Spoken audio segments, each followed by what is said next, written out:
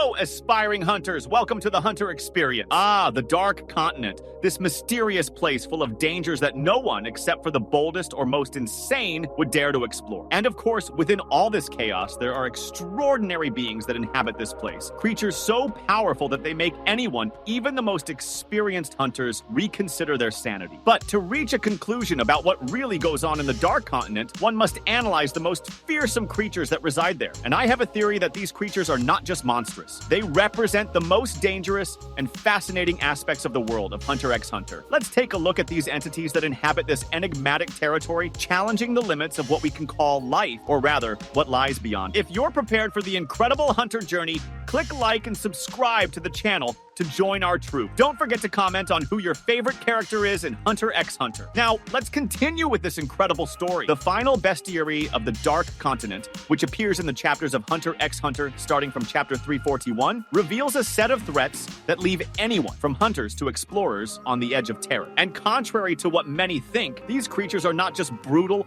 uncontrollable beasts. No, they are enigmas in themselves, testing not only physical strength but also intelligence and the very concept of existence for those who dare to face them. Let's start with something that really caught my attention. Brian, or as it is known in the underground of exploration, the botanical weapon. It appears in the story amid a rather peculiar situation. Brian is the guardian of a labyrinthine city found about 400 kilometers north of a sea of trees, where an elite army from the United States of Saherta decided to embark on an expedition. And as always, nothing is simple in the Dark Continent, and soon they encounter Brian. What makes this creature so interesting is not just its appearance, which is a huge spherical globe on top of a human body, but the simple fact that it destroyed the team in an utterly destructive manner, leaving only 2 survivors. To make matters worse, or better depending on your perspective, Brian doesn't seem to put much effort into it. This leads me to believe that this creature not only possesses crushing physical power, but also an intelligence that places it in a separate class of threats. The fact that it is classified as a level A threat, which yes is an absurdly dangerous level, according to Ging Freaksies, only reinforces this idea. I think Brian is not just a beast, but an almost incomprehensible entity, manipulating the concepts of existence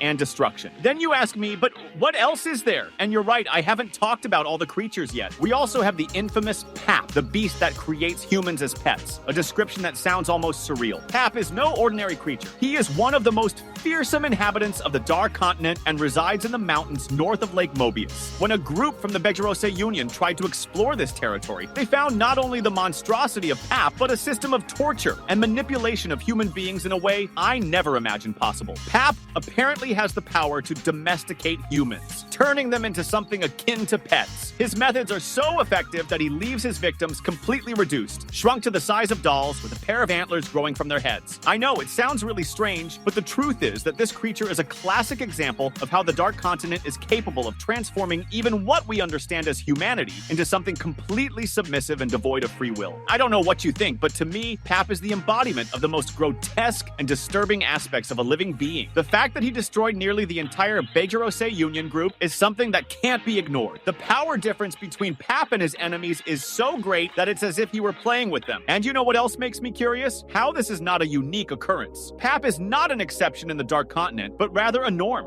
The place is full of things like this. Now, there's something I've always found fascinating, which is how these creatures are not simply destroyed by brute force. No, they are something much more sophisticated, like the case of Hellbell, this 2-tailed serpent that inhabits the swamps south of Lake Mobius. She was one of the main threats to an expedition from the Ochima Federation that was searching for nitro rice, a legendary food capable of prolonging human. And you know what else makes me curious? How this is not a unique occurrence. Pap is not an exception in the Dark Continent, but rather a norm. The place is full of things like this. Now, there's something I've always found fascinating, which is how these creatures are not simply destroyed by brute force. No, they are something much more sophisticated, like the case of Hellbell, this 2-tailed serpent that inhabits the swamps south of Lake Mobius. She was one of the main threats to an expedition from the Ochima Federation that was searching for nitro rice, a legendary food capable of prolonging human life. And Hellbell did not disappoint. She not only killed, but manipulated and destroyed, leaving 99% of the expedition's members in pieces. What impresses me about Hellbell is this creature's ability to induce homicidal desire in people. She creates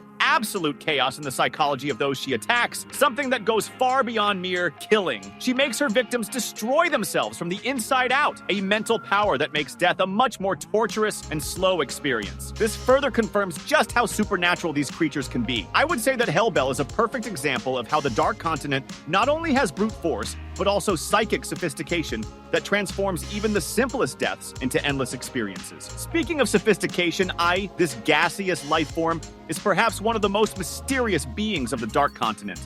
Seems to have no defined physical form, just a gaseous presence with appendages resembling limbs extending from its main body. It was found during an expedition from the Mimbo Republic, where, after a confrontation with only 3 people returned. And to make matters worse, these 3 were completely insane. Has the power to influence people's minds in such a deep way that it's almost as if it were the embodiment of a mental nightmare. We don't know much about it, but the simple fact that it caused so much destruction and left its opponents completely out of their minds already places it in a prominent position in the pantheon of Dark Continent creatures. Perhaps what I find most fascinating about is that it doesn't fit into traditional living being parameters. It is perhaps the greatest representation of what reality can become when exposed to a threat that cannot be comprehended. I would say that is the reflection of the very chaos that permeates the Dark Continent. Something undefined, unpredictable, and absolutely destructive. So here we have one of the most famous ones, Zobai, the disease ironically called the disease of immortality. I know, it might sound like a paradox, but this disease is actually one of the greatest nightmares the Dark Continent has to offer. It was contracted during an expedition by the Kukanyu Kingdom when its members were searching for the Metallian plant. The disease causes accelerated tissue regeneration in the body, but at the cost of the person's sanity and humanity. What's interesting about Zobai, in my view, is that